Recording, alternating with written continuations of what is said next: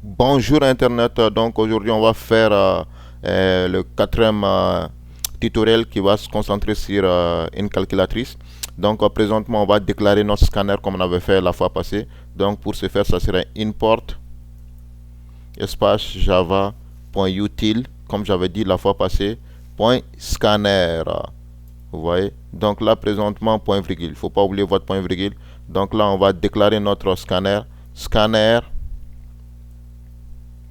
je vais le nommer data cette fois-ci au lieu de cd est égal à new scanner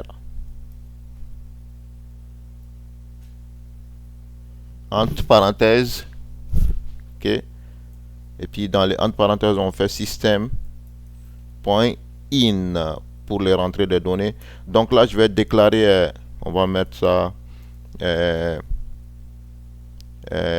données venant du clavier,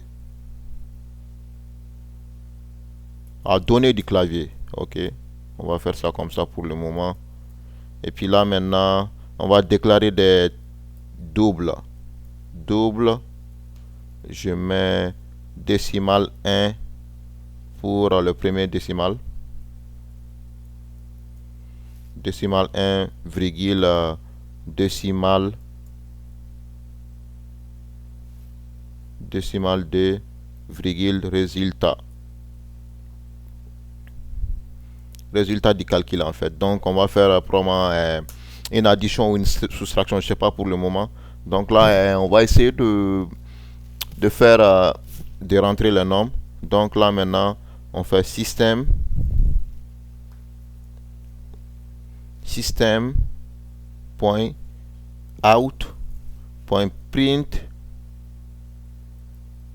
ok, point print entre parenthèses, et puis on écrit notre donnée par exemple, ou on va faire ouais, on va faire entrer le premier votre donnée, entrer votre donnée, entrer le nombre, disons, je sais pas, entrer le nombre 1, 2 points, et puis là maintenant on va les rentrer. Le nombre 1 ça serait décimal 1, donc décimal 1, décimal 1 égale à donc il y a des typos ou des erreurs quelque part, donc c'est c'est normal, c'est une façon de vous faire apprendre en fait souvent. Donc ça c'est vous le programmeur, c'est vous qui décidez ce que vous voulez faire en fait. Donc présentement est égal à maintenant data pour les rentrées de données point next double, parce que on a déclaré notre type de pour le double, vous voyez. Donc ça sera le next double qu'on va choisir point virgule, comme vous voyez. Donc là présentement pour la deuxième ça sera la même chose. Vu que je suis un peu paresseux, je vais faire une copie puis je vais coller ça également pour pouvoir rentrer la deuxième. Donc nombre 2, je mets nombre 2, puis présentement je change décimal 1 à décimal 2, et puis là je correcte. Donc ce que je vais faire, je vais faire résultat qu'on avait déclaré en haut ici, c'est ça, on va l'appeler et puis on va faire est égal à décimal 1 plus décimal 2 pour faire la somme des deux décimales. Donc résultat est égal à décimal 1 plus décimal 2 point virgule. Donc là on va afficher décimal 1 plus décimal 1 est égal au résultat. Donc pour ce faire c'est très simple. Présentement ce qu'on va faire, on va faire system.out.println, dans lesquels on va mettre décimal 1 décimale 1.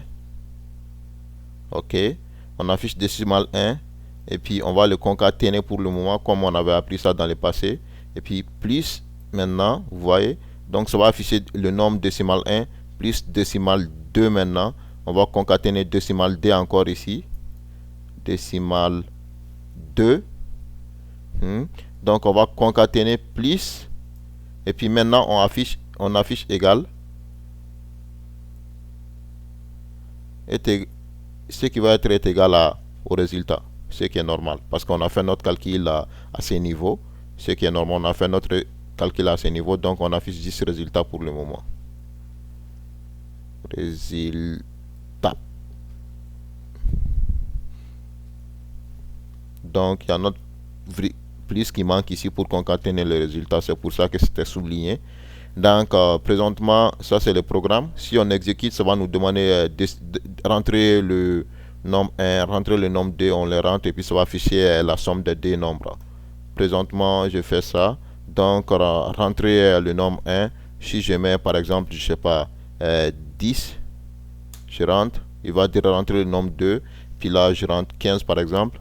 Il va afficher 10 plus 15 est égal à 25.